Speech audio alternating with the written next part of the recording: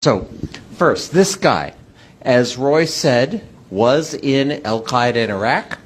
I was in Iraq between 2000. I started there in 2003 and served until 2010 with 20 months off for good behavior when they made me ambassador to Algeria, but then Condi Rice sent me back to Iraq again.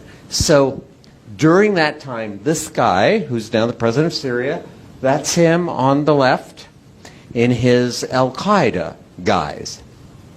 And he was a senior Al-Qaeda commander up in northern Iraq in a city called Mosul.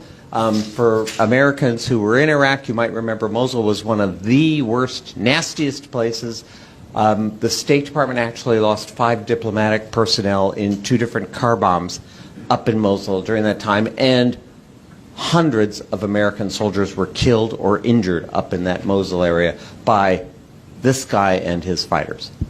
So, starting in 2023, a British non-government organization which specializes in conflict resolution invited me to help them bring this guy out of the terrorist world and into regular politics. And at first, I have to tell you, I was very leery of going. I sort of had images of me in an orange jumpsuit with a knife to my throat. But after talking to several people who had gone in, and one of whom had met him, I decided to take the chance. And so the first time I met him, this guy's name, his nom de guerre was Abdulkader Jolani, but his actual name is Ahmed Shara, which he only revealed to the world after he captured Damascus in the Blitzkrieg of December 2024, about 5 months ago. First time I met him, I sat down next to him, and I'm literally as close as I am to Roy, and I said, this is all in Arabic, I said, never in a million years could I imagine that I would be sitting next to you. Long beard, in fatigues. And he looked at me, he speaks very softly, and he said, Walla ana, me neither. And we went on and actually had a pretty civil conversation. I share this because he said something which really piqued my interest. He never apologized for the terrorist attacks in Iraq or in Syria, although there were many fewer in Syria. Never apologized.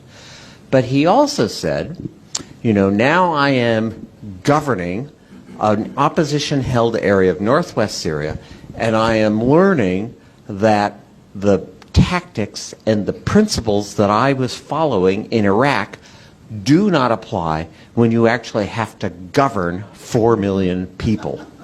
And they had 2 million residents of that area of Syria, and then another 2 million refugees who had come there from other parts of Syria. So they had a population of 4 million. He said, I am learning that to govern, you have to make compromises. I was very struck by that. So that was in March 2023, just over 2 years ago. We went back a second time in September. I went to Syria in January. I met Ahmed Shara, the president then. When I saw him in the presidential palace, I said, never in a million years did I expect to see you here. And he kind of grinned and he said, well, I like to keep surprising you, Mr. Ambassador.